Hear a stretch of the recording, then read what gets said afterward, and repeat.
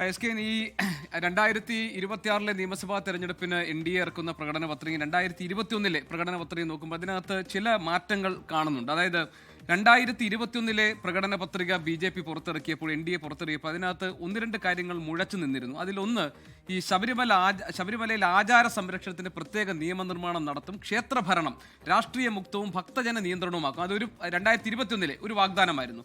മറ്റൊന്ന് അതിൽ BJPയുടെ രാഷ്ട്രീയം കൃത്യമായി വരുന്ന ഭാഗങ്ങളാണ്. കേരളത്തെ ഭീകരവാദ വിമുക്തമാക്കാൻ പ്രത്യേക ഭീകരവിരുദ്ധ സ്ക്വാഡ് രൂപീകരിക്കും. പിന്നെ നിർബന്ധിത മതപരിവർത്തനവും ലവ് ജിഹാദും തടയാൻ നിയമനിർമ്മാണം നടത്തും. ഇത് 2021 പ്രകടന പത്രികയിൽ പറഞ്ഞതാണ്. ആ നിലയ്ക്കുള്ള അത്തരം ഉറപ്പുകൾ അല്ലെങ്കിൽ അത്തരം വിഷയങ്ങൾ ഈ പ്രകടന പത്രികയിൽ കാര്യമായി BJP അറ്റൻഡ് ചെയ്തിട്ടില്ല എന്നാണ് ഞാൻ ഒറ്റ നോട്ടത്തിൽ എനിക്ക് മനസ്സിലായത്. അത് തെറ്റുണ്ടെങ്കിൽ തിരുത്താം. അതേപോലെ ദേവസ്വം ബോർഡുകൾ പുനഃസംഘടിപ്പിക്കുമെന്നത് ഇപ്പോൾ ഈ ഒരു സാഹചര്യത്തിൽ BJPയുടെ ആവശ്യമാണ്, അവർ അംഗീകരിക്കുന്നതാണ്. ശബരിമല സ്വർണ്ണക്കൊള്ളയെ പറ്റിയിട്ട് ഒരു അന്വേഷണം എന്നത് കേവലമായി പറഞ്ഞു പോകുന്നതിന് അപ്പുറത്തേക്ക് കാര്യമായി അവരതിന് ഊന്നൽ കൊടുത്തിട്ടുമില്ല. പിന്നെ അവർ പറഞ്ഞിരിക്കുന്നത് ഈ സാമൂഹ്യക്ഷേമ പെൻഷൻ 3000 രൂപയായി ഉയർത്തുമെന്നാണ്. അത് 2021 BJPയുടെ പ്രകടനത്തിൽ 3500 ആയിരുന്നു. അതായത് 2021 3500 രൂപയായിട്ട് ക്ഷേമ പെൻഷൻ ഉയർത്തുമെന്ന് പറഞ്ഞത് 2026 നിയമസഭാ തെരഞ്ഞെടുപ്പ് പ്രകടന പത്രികയിൽ 3000 രൂപയായി ഉയർത്തും എന്ന് തിരുത്തിയിരിക്കുകയാണ്.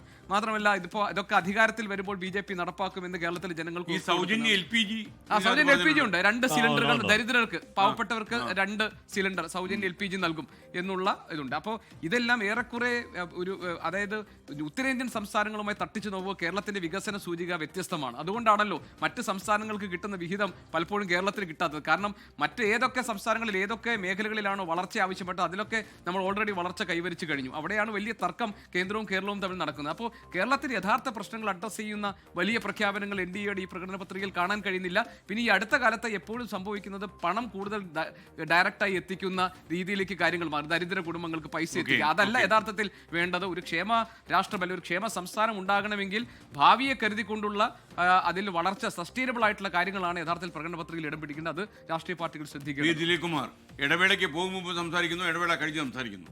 ഇടവേളയ്ക്ക് പോകും മുമ്പ് തന്നെ സംസാരിക്കും. കഴിഞ്ഞാൽ അല്പം സമയം കൂടെ കിട്ടിയേക്കും. അതാണ് എന്റെ അഡ്വാൻറ്റേജ്. ശരി.